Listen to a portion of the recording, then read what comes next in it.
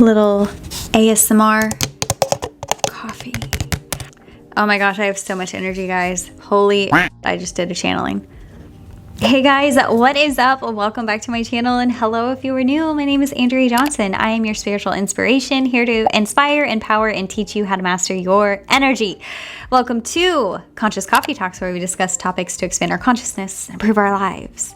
So today's topic is going to be more about mastering your mind around time. In today's hustle and bustle of the world, we all know we never have enough time, or let's rephrase that, we have enough time, we just don't use it consciously. So in this video, I'm going to break down how I like to use my time having a full-time job and having a side hustle, we'll say a second job of an energy worker slash coach slash teacher. I don't sleep. That's the secret, guys. I run strictly off spirit. No, but for real, guys, I struggled hardcore, especially in the beginning of trying to start my energy work business, of working full time in a corporate career. I'm going to tell you guys all the tips and tricks that have really helped me optimize the most out of my time to produce the most, to be of service to others, and to also grow myself. So this is very possible. It is just being conscious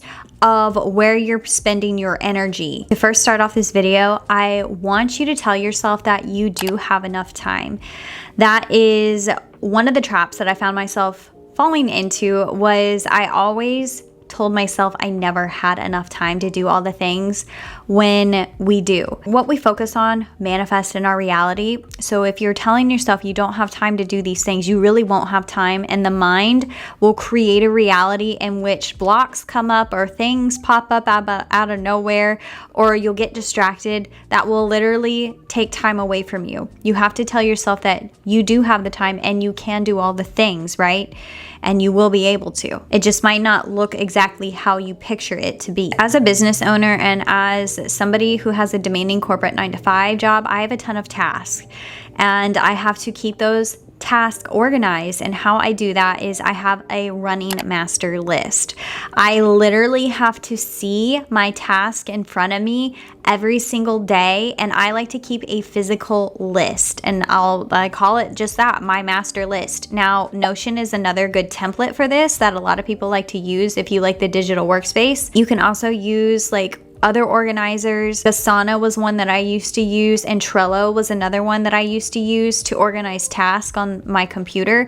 I still do use Notion, but it's for other things essentially. Ultimately, I have a to-do list. This to-do list keeps every single thing that I need to be doing on there so I don't forget about it, and I look at it every single day. Otherwise, you will forget it. Now, I have a master to-do list for my corporate 9-to-5 job, and I have a master to-do list for my energy work business. So you can categorize your list based upon what that list is for. Once you have a master list going, then you need to organize your task. You need to understand what priority is each task. Now, what I have done is I've used the Eisenhower matrix, is what it's called. A lot of books reference this, and I've tried it and it does work. What the Eisenhower matrix does is it essentially categorizes your task into either a level 1, 2, 3, or 4. It's like this little like 4-square thing. Quick summary of that is a level 1 or priority 1 is urgent and important. So these are tasks that need to be done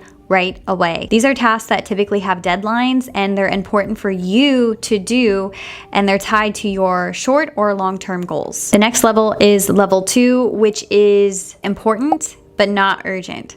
So I find myself putting a lot of tasks in level 2, which you have to watch out, guys, because you can only put so many tasks in each level before you get into trouble. So these are tasks that you can essentially wait on.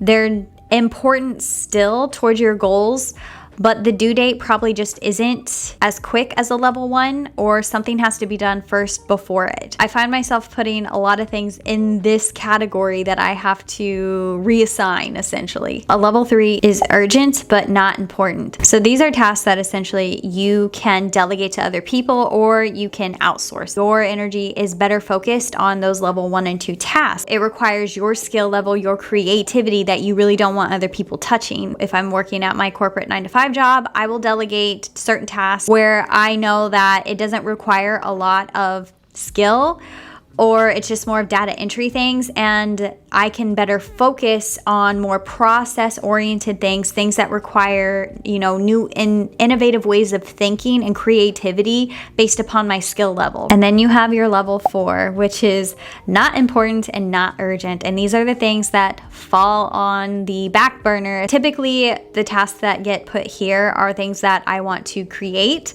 that actually require me sitting down and channeling, essentially. Like for my energy work business, these are new courses that I want to develop and create and put out into the world, things of that nature. Even in my 9-to-5 job, there are certain tasks that I know that I can put off that ultimately could probably be delegated.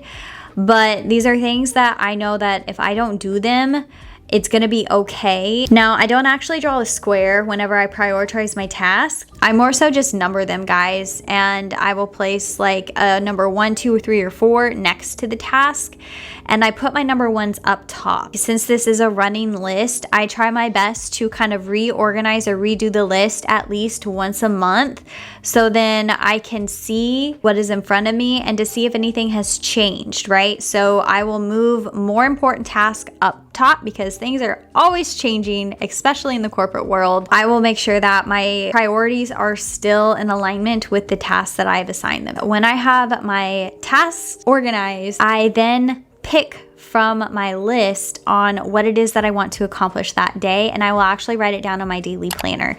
I keep 2 different planners, one for my corporate job, one for my energy work business, and that is how I determine what I'm doing for the day, for the week, and for the month. Ultimately, you can go all the way up to the year and work your way back if you would like, and then you get more detailed with your task along the way. So my next tip is understand yourself well enough to know when you can do what task. And what I mean by this, guys, understand the way in which your mind works, when is your optimal hours to do certain tasks, and understand the way your body works. The best way that I can describe this is just by using my own life as an example. I wake up at 4 a.m. every morning and I do a meditation and some journaling, and then I get on my YouTube and energy work game.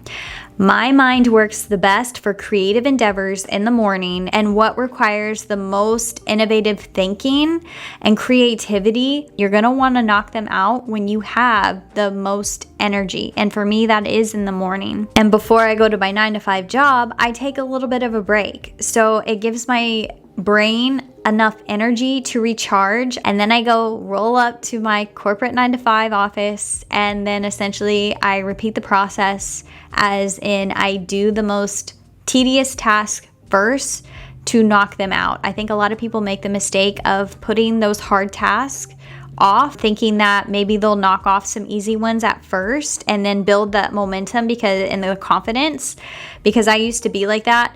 But ultimately I found myself not doing the hard tasks, the things that needed to be done or that required the most creativity and thinking. It was hard to bring myself to do it, and I would procrastinate it. So ultimately I put those tasks first, and it builds my confidence, honestly, and it makes it to where I feel good about doing those tasks, and then it powers up the rest of my day to do the easier task later on, like in the afternoon range when I start to feel that 2 o'clock slump. I also, guys, understand myself enough to know when my mind starts to tire down and when my body starts to tire down, and how to optimize my energy levels to get them back up. And then I also walk on my lunch break for 30 minutes. So just movement and getting up keeps me from getting tired, and it gives my mind a break. This leads me into my next tip, guys, which is multitasking. You can pair what I call an active task